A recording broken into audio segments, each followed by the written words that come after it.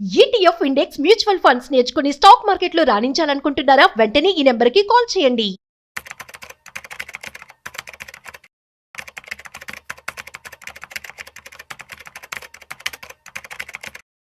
రీసెంట్‌గా నాకు తెలిసిన వాళ్ళు ఒక కామెంట్ చేశారు. సో, నేనైతే షాక్ అయ్యాననమాట. సో, అసలు ఇలా చేయొచ్చా? లేదా? అన్నది అసలు ఒక డౌట్. సో, దీనికి సంబంధించి క్లారిఫికేషన్ కావాలి అంటే ఈ వీడియో మీరు పూర్తిగా చూడాల్సిందే. అసలు పాయింట్ ఏంటంటే వాళ్ళ దగ్గర ₹1,00,00,000 ఉన్నాయట. సో, ₹1,00,00,000 ఉంటే ₹50,00,000 పెట్టి ఒక ల్యాండ్ కొని, ఇంకొక ₹50,00,000 పెట్టి ఇల్లు కడతారట. కట్టిన తర్వాత దానికి కిరాయి రెంట్‌కి ఇచ్చేస్తే వచ్చే డబ్బులు ఏవైతే ఉంటాయో వాటితో బతుకుదామని చెప్పి అనుకుంటూ ఉన్నారు. సో, కాకపోతే చూస్తూ ఉన్నట్లయితే ఏమైందంటే, ఆ ఇంట్లో ఎవరైతే ఎర్న్ చేస్తున్నారో ఆ పర్సన్ చనిపోయారనమాట తర్వాత.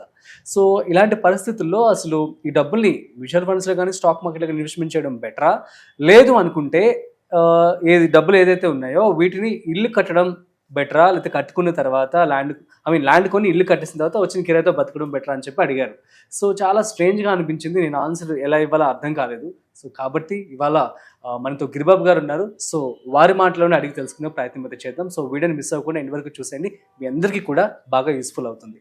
So, hi, hello, namaste, welcome to Suman TV. నేను మీ Rajeev Pasupuleti. So, let's start. Hi sir, namaste. Namaste అండి. సార్, అదే సార్, మాకు తెలిసిన వాళ్ళకి ₹1,00,00,000 ఉన్నాయంట. సో, ₹50,00,000 పెట్టి ల్యాండ్ కొనేసి వెంటనే ₹50,00,000 పెట్టి ఇల్లు కట్టేసి వచ్చే డబ్బులతో వాళ్ళు జీవనం సాగించాలని చెప్పి అనుకుంటున్నారు. సో, అలా చేయొచ్చా? లేదు అంటే ఇన్వెస్ట్మెంట్ చేయాలా?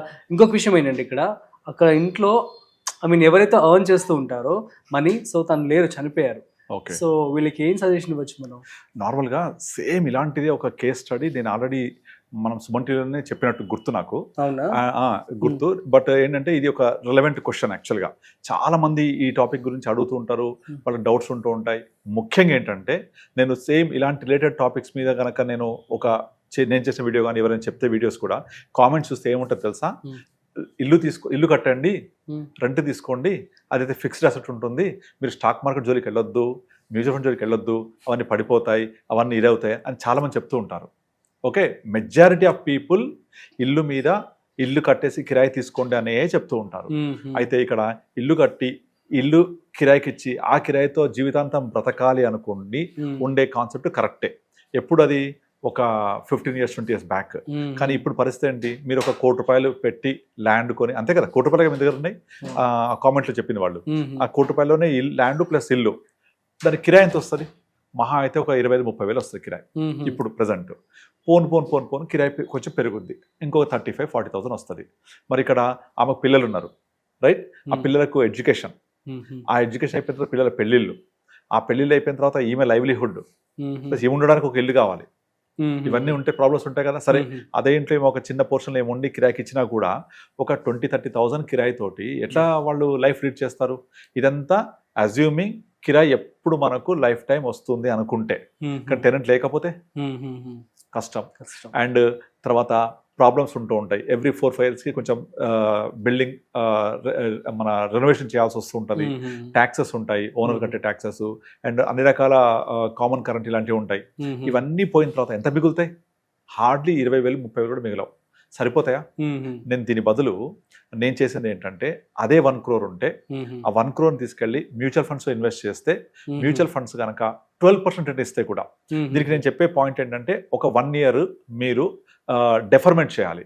అంటే ఒక 1 year పాటు మనం బ్రతకడానికి ఒక 3-4 lakhs పక్కన పెట్టుకొని రిమైనింగ్ అమౌంట్ ఇన్వెస్ట్ చేస్తే రఫ్లీ అరౌండ్ 1 crore అనుకోండి. ఒక 3-4 lakhs మన దగ్గర ఒక 1 yearకి సరిపడా పక్కన పెట్టుకొని ఒక 1 year పాటు ఈ డబ్బుల్ని ఇన్వెస్ట్ చేస్తే మనం అజ్యూమింగ్ 12%తో 1 yearకి ఎంత వస్తుంది?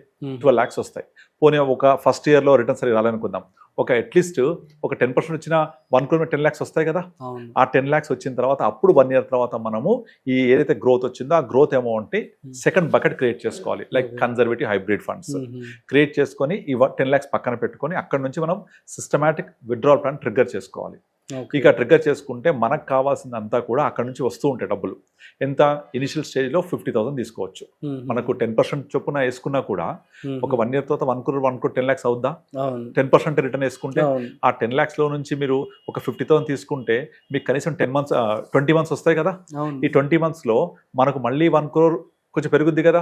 ఇక్కడ అర్థం చేసుకోండి, ఫస్ట్ 1 crore 10 lakhs నేను పక్కన పెట్టేశాను, ప్రాఫిట్స్ అని బుక్ చేసేసి కన్జర్వేటివ్ హైబ్రిడ్ ఫండ్ లో. అందులో నుంచి ట్రిగ్గర్ చేసేస్తాం 50,000 చొప్పున.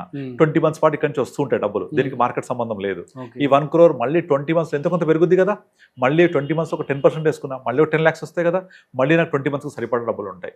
అట్లా మనం ఎప్పటికప్పుడు ఈ మెయిన్ పోర్ట్ఫోలియోని కనుక మంచిగా మంచి గ్రోత్ లో ఉండే ఫండ్స్ పెట్టుకొని వీటిలో ప్రాఫిట్స్ మాత్రం పక్కన పెట్టుకోవాలి. దీనికి ఫస్ట్ ఇయర్ మాత్రమే డెఫర్ చేయాలి, డే 1 నుంచి చేయకూడదు ఈ పని. ఆ ఫస్ట్ ఇయర్ కావాల్సిన డబ్బులు బతకడానికి కొంచెం పక్కన పెట్టుకోవాలి మనం.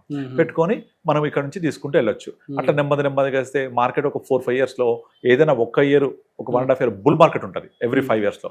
ఆ 1 year చాలు మీకు 20-30% ఇచ్చేస్తుంది, 20+ ఇస్తారు ఒక్కోసారి ఓ 5 years లో. అలా ఓవరాల్ గా మనకు మ్యూచువల్ ఫండ్స్ 5 సంవత్సరాలు తీసుకుంటే 12+% వస్తుంది. 12% అంటే 1 crore ఎంత, 60 lakhs. Still I'm taking 10%. అంటే ఒక 5 years తర్వాత 50 lakhs వచ్చినట్టే కదా. 50 lakhs లో మీరు 50,000 చొప్పున అనుకుంటే 100 నెలలకు సరిపడా డబ్బులు ఉన్నట్టే కదా. మన 1 crore మన దగ్గర ఉంది కదా, 100 నెలలకు సరిపడా డబ్బులు ఉన్నాయి, మన 1 crore ఉంది. ఇక తీయొద్దు, అది వెళ్తూ ఉంటుంది, మళ్ళీ ఇక్కడ నుంచి ప్రగణిస్తూ ఉండాలి. మళ్ళీ 2 years తర్వాత మళ్ళీ ఒక 20% పెరుగుతుంది కదా, మళ్ళీ పక్కన పెట్టుకోవాలి. అప్పుడు మన 1 crore అలాగే ఉంటుంది.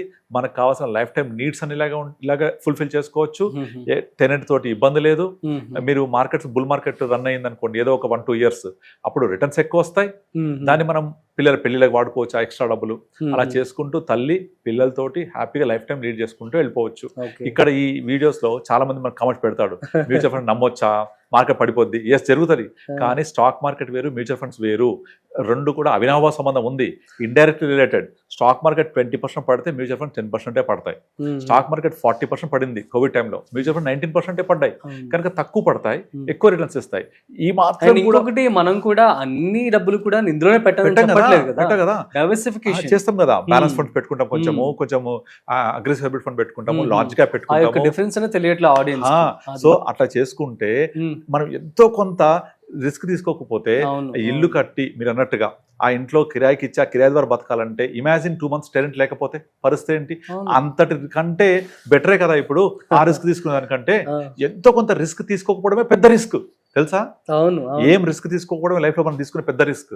ఖచ్చితంగా రిస్క్ అనే దానికి పదానికి అర్థమే లేదు. ఇప్పుడు మీరు ఇక్కడ నుంచి ఇంటికి మీరు 2-wheeler వెళ్ళాలి అంటే గ్యారంటీగా వెళ్తాను అని రాసిస్తారా? ఎవరు వెళ్ళలేరు, యాక్సిడెంట్ అవ్వచ్చు. అందుకు మనం ఏం చేస్తాము, రోడ్ ఎక్కి యాక్సిడెంట్ అయిందని చెప్పి రోడ్ ఎక్కకుండా ఉండలేము కదా. రోడ్ ఎక్కుతాము, లెఫ్ట్ సైడ్ వెళ్తాం, 40 speed లో వెళ్తాం, హెల్మెట్ పెట్టుకుంటాం, బండి కండిషన్ లో ఉంటుంది, బ్రేక్స్ ఉంటాయి, పెట్రోల్ ఉంటుంది, ఇబ్బంది లేకుండా వెళ్తాం. కానీ మనమంతా కరెక్ట్ ఉన్నా కూడా ఎదుటివాడు రాంగ్ రూట్ లో వచ్చి డాష్ ఇస్తే that is called market crash. అప్పుడు మనం కరెక్ట్ ఉంటే సగం ప్రాబ్లమ్స్ అవాయిడ్ చేయొచ్చు కదా. అదే మనం చేయాలి. మీరు ఇల్లు కొని టెనెంట్ లేకపోతే ప్రాబ్లం, దానికి ఆన్సర్ ఎవరు చెప్తారు? అండ్ కిరాయి రాకపోతే ఏం చేస్తాం? తర్వాత అమ్మాలంటే కుదరదు, డబ్బులైనా అక్కడ పెట్టేస్తాము, లిక్విడిటీ ఉండదు, ఎడ్యుకేషన్ ఫుల్ఫిల్ చేయట్లేదు, పిల్లల మ్యారేజ్ ఫుల్ఫిల్ చేయట్లేదు, ఇవన్నీ ప్రాబ్లమ్స్ ఉన్నాయా? అన్నిటికీ అడ్రస్ చేయడం కోసం లిక్విడిటీ తోటి 10% వచ్చే బ్యాలెన్స్ ఫండ్ పెట్టుకున్నా కూడా, అగ్రెసివ్ హైబ్రిడ్ ఫండ్ పెట్టుకున్నా కూడా గ్యారంటీగా డబ్బులు మీకు మంచిగా వస్తూ ఉంటాయి. ఇది చెప్తే మార్కెట్ నమ్మొద్దు, పెడితే పోతాయి, ఇదే చెప్తూ ఉంటారు జనాలు. వాళ్ళకి ఎన్ని చెప్పినా అర్థం కాదు. అక్కడ రియల్ ఎస్టేట్ లో మీరు ఒక ఇల్లు కొని పెట్టే దానికంటే ఇది చాలా చాలా తక్కువ వోలటిలిటీ, తక్కువ రిస్క్ ఉంటుంది. అక్కడ డబ్బులే రావు ఒకవేళ టెనెంట్ లేకపోతే. ఇక్కడ మార్కెట్ అనేది ఒక ఇయర్ పర్ఫామ్ చేయకపోవచ్చు, బట్ మీరు గత 25 హిస్టరీ తీసుకోండి, market has given more than 15% annual return. Last post Covid తీసుకోండి, మోర్ దెన్ 18-20% ఇచ్చింది. 1 year రిటర్న్ లేదు, ఓకే నో ప్రాబ్లం. కానీ నెగిటివ్ అయితే రాలే కదా. అట్లీస్ట్ ఒక 0 రిటర్న్ ఉన్నా సరే ఒక ఇయర్ జరుగుతుంది అట్లా 5 years లో పర్వాలేదు. బట్ సబ్సిక్వెంట్ ఇయర్ లో అది మేకప్ అయిపోతూ ఉంటుంది. Economy is growing, India is growing, GDP is growing, definitely markets చాలా గ్రో అవుతాయి లాంగ్ టర్మ్ లో. అది మనం కనుక అర్థం చేసుకుంటే, this kind of planning, investment in liquidity ఉండే మ్యూచువల్ ఫండ్లో పెట్టుకుంటే మీ పిల్లల ఎడ్యుకేషన్, మీ పిల్లల మ్యారేజ్, మీ లైవ్లీహుడ్, పిల్లలకు పెళ్ళి వెళ్ళిపోయిన తర్వాత కూడా ఈ 1 crore ఆ తల్లికి ఇంకా డబ్బులు ఇస్తానే ఉంటాయి. అలా చేసుకోవచ్చు మనం. చెప్పండి క్లియర్ గా. Sure. Thank you so much. So guys, మీ అందరికీ అర్థమైంది కదా. మరి మీరు ఏదైతే ₹1,00,00,000, సో నేను చెప్పేటప్పుడు ఒక ఎగ్జాంపుల్, సో దాన్ని చక్కగా ఇలాగ మ్యూచువల్ ఫండ్స్లో కావచ్చు, స్టాక్ మార్కెట్ కావచ్చు, ఇలా ఫినాన్షియల్ మేనేజ్మెంట్ కనుక చేసుకున్నట్లయితే, సో ఇది మీకు మీ రిటైర్ అయిపోయిన తర్వాత కూడా మీకు మంచి డబ్బులు అయితే ఇస్తుంది. అండ్ యూనో, సో మీరు చాలా సేఫ్గా లైఫ్ని లీడ్ చేయొచ్చు అనమాట. సో క్లియర్గా ఎందుకు అర్థమని చెప్పి అనుకుంటున్నాను. మీకు కనుక ఇంకా డౌట్స్ ఉన్నట్లయితే ప్లీజ్ కామెంట్ చేయండి, మేము రిప్లై ఇస్తాము. That's it. మరొక ఇంట్రెస్టింగ్ కాంటెంట్తో మళ్ళీ కలుద్దాం. అంతవరకు చూస్తూనే ఉండండి Suman TV. This is Rajeev signing off. Video నచ్చినట్లయితే like, share and subscribe. Thanks for watching.